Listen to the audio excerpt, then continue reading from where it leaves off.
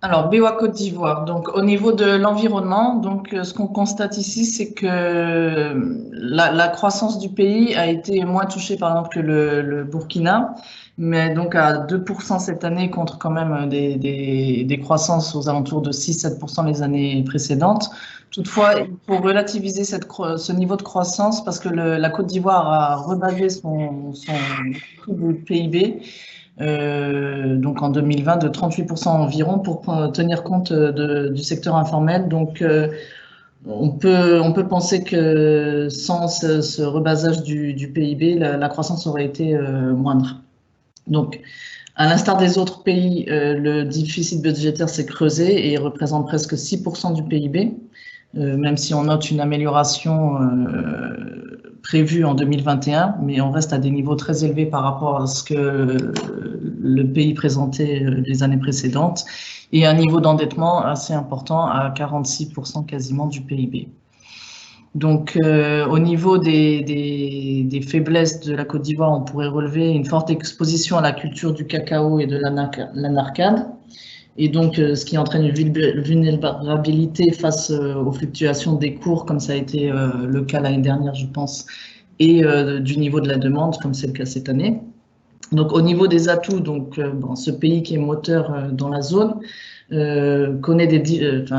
présente une diversification de ses exportations, une amélioration continue du climat des affaires, et on va rentrer cette année dans le cadre d'un nouveau du plan de développement national, dit PND, et ce qui pourrait permettre, donc tous ces atouts pourraient permettre de renouer avec la croissance dès l'année prochaine, selon les estimations du FMI.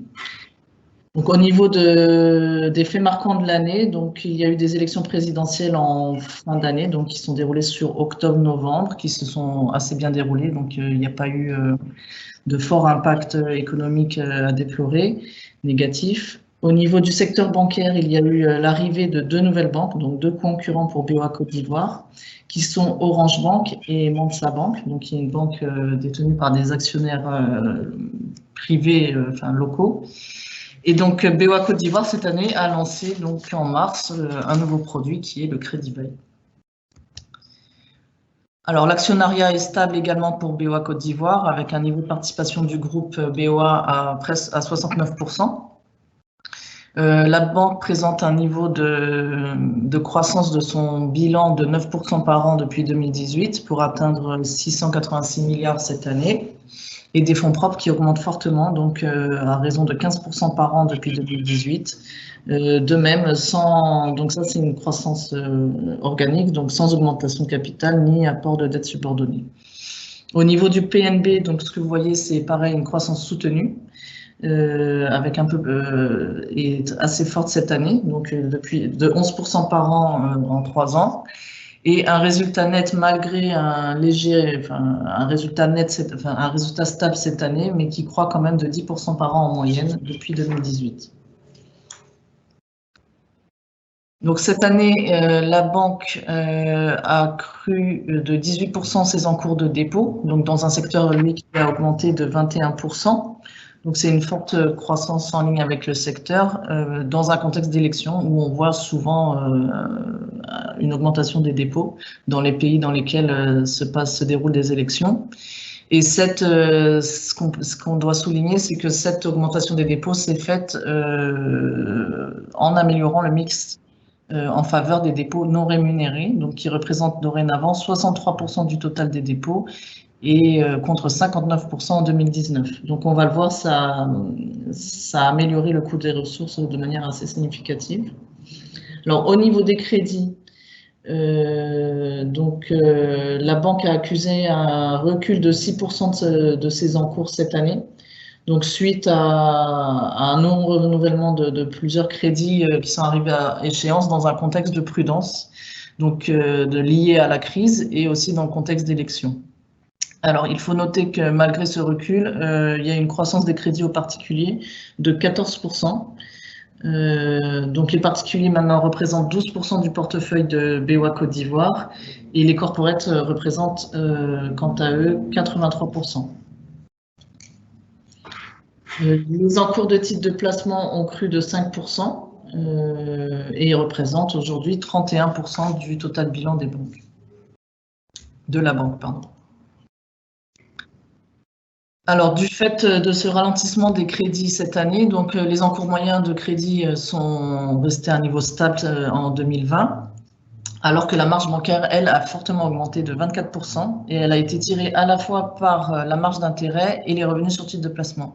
Donc, la marge d'intérêt a cru, elle, de 19% grâce à la rentabilité, donc du fait que la banque se soit tournée vers les clients particuliers et à l'amélioration du coût des ressources, comme je vous le disais tout à l'heure, ça, qui est porté essentiellement par la collecte qui est plus importante et qui s'est fait en faveur des dépôts non rémunérés. Et donc les revenus de titre de placement donc, ont fortement augmenté également, conséquence de la croissance des encours. Alors les commissions et revenus nets des opérations financières ont augmenté un peu plus faiblement, donc de 3%. Elles sont portées essentiellement par les frais de dossier et les revenus de transfert de change, dont 1 milliard grâce à l'accélération sur le trade finance. Donc ça, vous remarquerez sur toutes les banques, sur les 6 banques que l'on va présenter, il y a une forte amélioration sur le trade finance cette année ou les revenus de change. Donc par conséquent, le PNB de la banque a fortement augmenté, enfin de 15% cette année, et se situe à près de 41 milliards. Les charges d'exploitation ont été contenues, la hausse a été contenue à moins de 7%, donc ce qui fait qu'on a eu une amélioration du coefficient d'exploitation, donc qui se situe aujourd'hui à 51%, donc à un niveau assez bas. Et le RBE donc, a affiché une forte croissance de 26% cette année à près de 20 milliards de francs. Alors, au niveau du coût du risque, donc à l'instar c'est le même phénomène que l'on retrouve dans les autres banques. Donc là, le coût du risque a cru de près de, enfin, a fait presque 4 fois le niveau de 2019. Donc ça, c'est dû donc forcément au contexte qui a engendré, au contexte Covid qui a engendré de moins bonnes performances du recouvrement. Donc, les crédits qui étaient déjà sinistrés en 2019 ont dû être couverts à un plus haut niveau. Donc, aujourd'hui, la banque présente un taux de couverture de ses créances en souffrance de 91%. Toutefois, le coût du risque demeure rapporté aux encours moyens de crédit, demeure à un niveau de 1,8% qui est encore maîtrisé et qui est d'ailleurs équivalent à ses pairs selon ce que l'on a pu voir dans les comptes qui ont été publiés à date. Donc essentiellement, c'était Ecobank et Société Générale en Côte d'Ivoire. Donc malgré cette forte hausse du RBE, et du fait de cet accroissement du coût du risque, donc le résultat s'est stabilisé, donc a connu un léger recul de 1,2% dans ce contexte Covid. Et le niveau de solvabilité de la banque est au-dessus des ratios réglementaires et il se situe à 10,9% en fin 2020. Alors, en revanche, au niveau des performances boursières, donc on peut regretter une contre-performance de 8% cette année, donc on se situe à peu près au même niveau que la bourse en général. Donc malgré un résultat quand même quasi stable dans une période de crise, donc voilà. Là, on voit une fois encore que la performance d'une cour n'est pas forcément corrélée aux performances de la banque. Toutefois, il faut noter qu'en ce début d'année, donc le cours a repris, donc il était de plus 8% il n'y a pas longtemps, maintenant il est légèrement redescendu à plus 2%, donc ce qui donne un price earning de 5,3 fois les bénéfices et un niveau de price to book de 1,2 fois ses fonds propres, qui est un niveau qui se rapproche de celui de ses pairs. Donc voilà. Et la banque a décidé cette année à voter un dividende, à l'instar des autres banques, pareil, le même niveau de dividende que l'année dernière, donc de 7 milliards bruts, ce qui correspond à 750 francs par action et qui sera mis en paiement à partir du 12 mai 2021. Voilà mes collègues. Bien, je ne vois pas de questions concernant la Côte d'Ivoire. Nous sommes 150 en ligne. Manifestement, la Côte d'Ivoire n'appelle pas beaucoup de commentaires. Est-ce que... Oui, pardon? Si, Stéphane, il y a 2 questions qui viennent... Ah, d'accord, je ne les vois pas encore. Alors, prends-les, Jean-François, moi je les vois. Oh, d'accord. Donc, la première question, c'est quelles sont les perspectives de croissance du PNB et du résultat en 2021? La deuxième question. Alors, peut-être donner une réponse à cette première question parce que la deuxième question est beaucoup plus détaillée. Vincent? Allô? Oui, on t'entend, vas-y. Oui. Pour 2021, nous envisageons une croissance de l'ordre de 6% du PNB, qui devrait donc s'appuyer sur un mixte de notre clientèle crédit avec toujours un peu plus de particuliers parce que ça marge plus. Nous appuyons également sur le crédit bail maintenant qui fonctionne très bien pour avoir un peu plus de clientèle PME sélectionnée.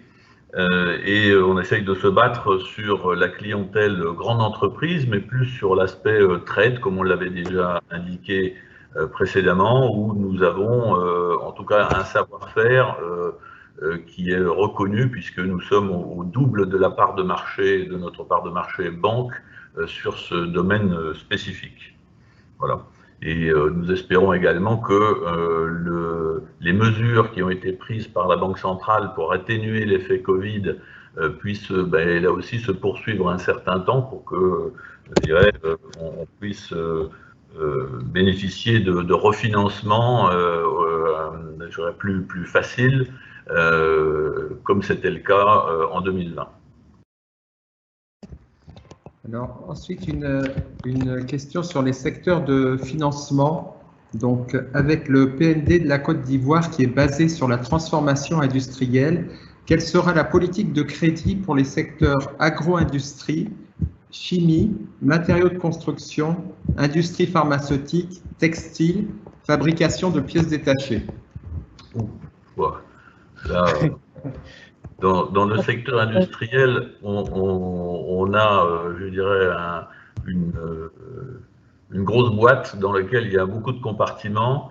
Alors, on va prendre peut-être sur le secteur commerce.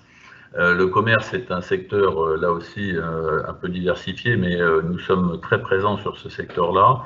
Nous allons, en tout cas, au moins maintenir nos positions, essayer de progresser un peu. Le transport et l'entreposage est un secteur difficile sur lequel nous ne souhaitons pas être en pointe. On va au minimum se maintenir. Le bâtiment, alors le bâtiment est un secteur sur lequel nous ne sommes pour l'instant pas beaucoup présents et on essaye de progresser. On essaye de progresser également via le secteur des particuliers sur l'immobilier individuel, mais également l'immobilier d'entreprise pour des bureaux, pour les entreprises déjà installées dans leur plan d'investissement. D'accord, je crois que la réponse est très complète. Jean-François, je donnerai moi une réponse un peu plus, je dirais, plus globale. Et là, ça peut concerner toutes les filiales, parce que comme ça a été rappelé par Amine au niveau de l'introduction, on avait logiquement une logique, je dirais, de transformation bilancielle, c'est-à-dire baisser la concentration en allant un peu plus sur le retail, sur la PME, et baisser le poids des crédits au corporate. Mais avec les effets de cette crise, nous ne sommes plus dans cette logique de transformation bilancielle, mais nous sommes dans des logiques sectorielles. C'est-à-dire que tous les secteurs qui ne sont pas du tout peu impactés par la crise, nous sommes dans une dynamique d'accompagnement, de développement de ces secteurs. Par contre, nous accompagnons nos clients actuels pour sortir des difficultés qui opèrent dans ces secteurs. Par contre, on s'interdit pour le moment de se lancer avec de nouveaux clients dans ces secteurs impactés. Donc voilà, c'est une conclusion, je dirais, assez générale, sans aborder en détail les secteurs. Voilà. Alors, une dernière question. Donc, peut-on avoir une idée des sociétés sur lesquelles sont concentrés le coût du risque? Alors, les sociétés, nous sommes tenus au secret bancaire, donc on ne va pas communiquer dessus. On peut peut-être parler des secteurs sur lesquels BOA Côte d'Ivoire a un fort coût du risque. Voilà. pour respecter à peu près le timing, on va passer au Mali, mais je réitère ma proposition à ceux qui auraient d'autres questions ou qui n'auraient pas eu donc, une réponse totalement complète aux questions posées, de nous écrire et on leur répondra individuellement. Donc Laura, si tu veux bien nous parler du Mali à présent.